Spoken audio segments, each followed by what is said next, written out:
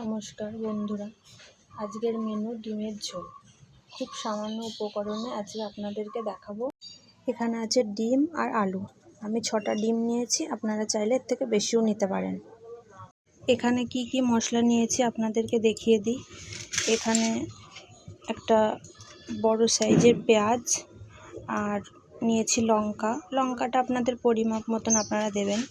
নিয়েছি আদা, কয়েক টুকরো রসুন, গোটা জিরে, গোটা ধনে, এখানে লবণ সেটা আপনাদের স্বাদ মতো দেবেন, চিনি স্বাদ মতো দেবেন, মিট মশলা, গরম মশলা, আর এখানে নিয়েছি কিছু তেজপাতা, শুকনো লঙ্কা আর গোটা জিরে, যেটা ফোড়নের কাজে লাগবে।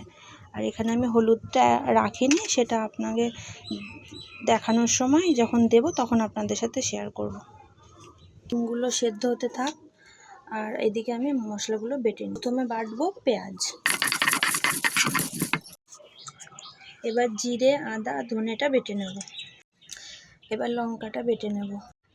এবার ডিমগুলো এক এক করে জলে দিয়ে দেব সেদ্ধ হতে।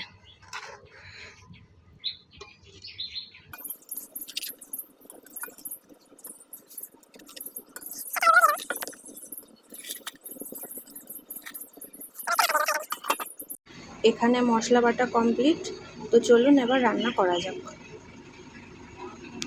ডিমগুলো সিদ্ধ হয়ে গেছে, এখান থেকে আলুগুলো আলাদা করে নেব। ডিমগুলো আমি একটু বটি দিয়ে হালকা এরকমভাবে একটু চিড়ে নেব, যেরকমভাবে একটু চিড়ে নেব, যাতে ঝোলের মধ্যে একটু ডিমের মধ্যে মশলাটা ঢোকে।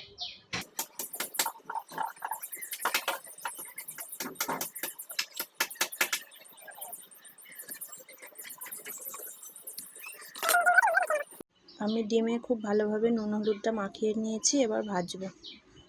গরম হয়ে গেছে, কড়াইতে আমি এবার তেল দিয়ে দিলাম।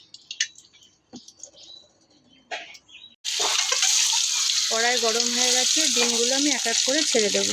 এগুলো ভাজা হয়ে গেছে খুব ভালোভাবে, এবার তুলে নিচ্ছি।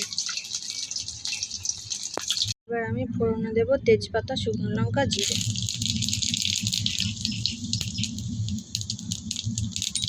তারপর রঙটা ভালো হওয়ার জন্য দেবো একটুখানি চিনি।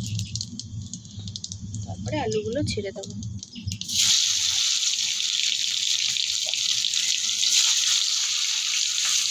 এগুলো ভাজা হওয়ার সময় একটু লবণ দিয়ে দেবো।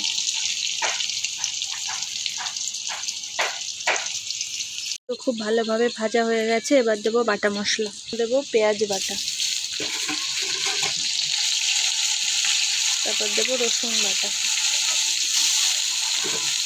ভালো করে কষবো।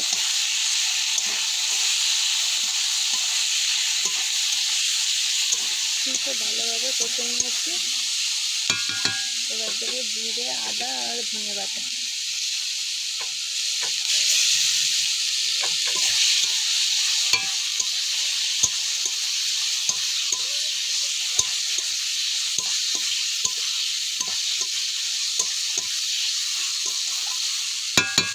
তারপর দেবো কাঁচা লঙ্কা বাটা।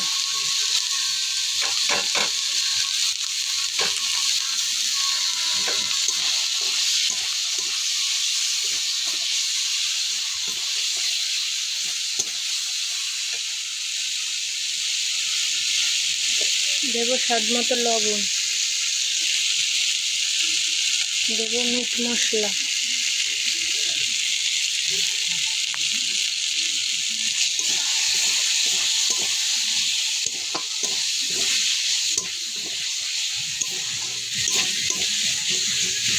এবার দেবো কষানোর জন্য সামান্য জল।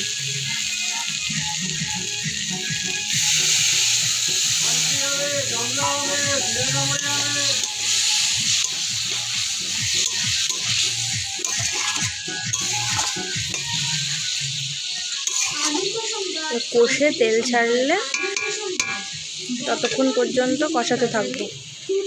কষে গেছে, দেখুন চারিপাশ দিয়ে কীরকম তেল ছেড়ে দিয়েছে।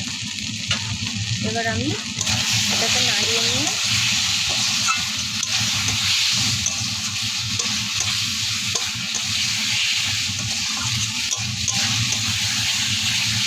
এবার দেবো জল।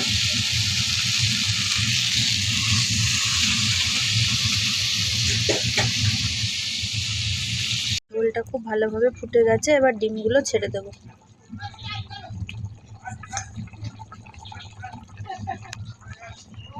ঝোলটা হয়ে গেছে, এবার গরম মশলা দিয়ে নামিয়ে নেব।